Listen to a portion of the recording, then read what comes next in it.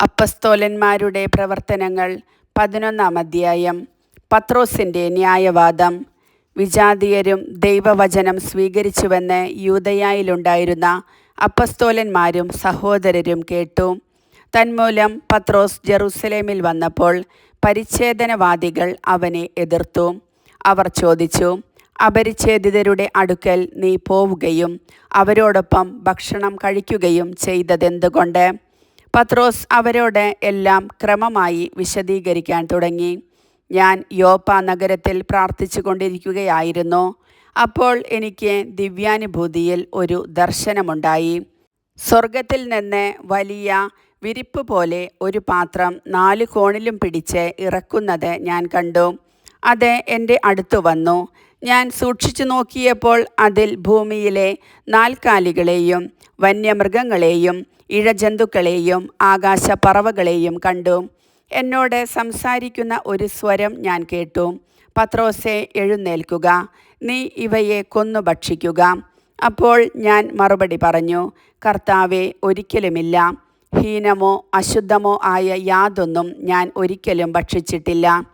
സ്വർഗത്തിൽ നിന്ന് രണ്ടാമതും ആ സ്വരം പറഞ്ഞു, ദൈവം വിശുദ്ധീകരിച്ചതിനെ നീ മലിനമെന്ന് വിളിക്കരുത്. 3 പ്രാവശ്യം ഇങ്ങനെ സംഭവിച്ചു. പിന്നീട് എല്ലാം സ്വർഗത്തിലേക്ക് തിരിച്ചെടുക്കപ്പെട്ടു. അപ്പോൾ തന്നെ കേസറിയായിൽ നിന്ന് എൻ്റെ അടുത്തേക്ക് അയക്കപ്പെട്ട 3 പേർ ഞാൻ താമസിച്ചിരുന്ന വീട്ടിലെത്തി.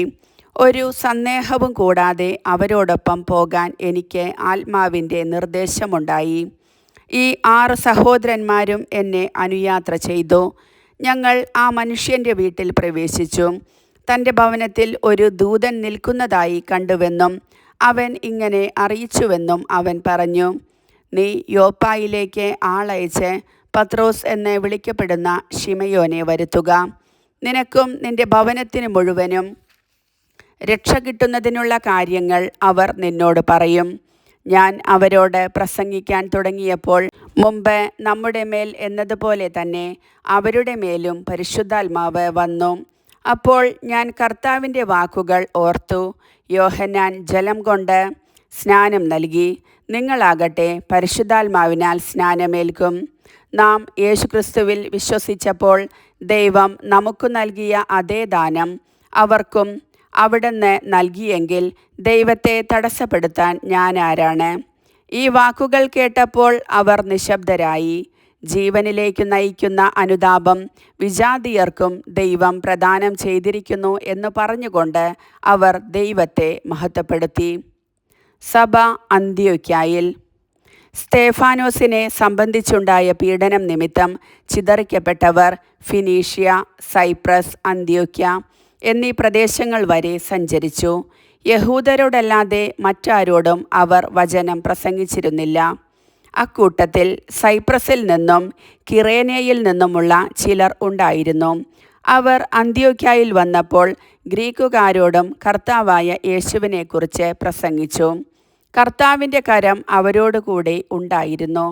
വിശ്വസിച്ച വളരെ പേർ കർത്താവിലേക്ക് തിരിഞ്ഞു.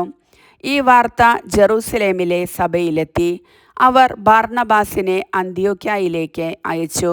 അവൻ ചെന്ന് ദൈവത്തിൻ്റെ കൃപാവരം ദർശിച്ച് സന്തുഷ്ടനാവുകയും കർത്താവിനോട് വിശ്വസ്തതയുള്ളവരായി ദൃഢനിശ്ചയത്തോടെ നിലകൊള്ളാൻ അവരെ ഉപദേശിക്കുകയും ചെയ്തു.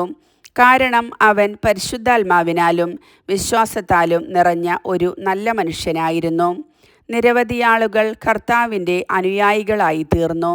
സാവൂളിനെ അന്വേഷിച്ച് ബർന്നബാസ് താർസോസിലേക്ക് പോയി. അവനെ കണ്ടുമുട്ടിയപ്പോൾ അന്ത്യോക്യായിലേക്ക് കൂട്ടിക്കൊണ്ടുപോന്നു. 1 വർഷം മുഴുവൻ അവർ അവിടുത്തെ സഭാ സമ്മേളനങ്ങളിൽ പങ്കെടുക്കുകയും വളരെ പേരെ പഠിപ്പിക്കുകയും ചെയ്തു. അന്ത്യോക്യായിൽ വെച്ചാണ് ശിഷ്യന്മാർ ആദ്യമായി ക്രിസ്ത്യാനികൾ എന്ന് വിളിക്കപ്പെട്ടത്. ഇക്കാലത്ത് ജെറൂസലേമിൽ നിന്ന് പ്രവാചകന്മാർ അന്ത്യോക്യായിലേക്ക് വന്നു.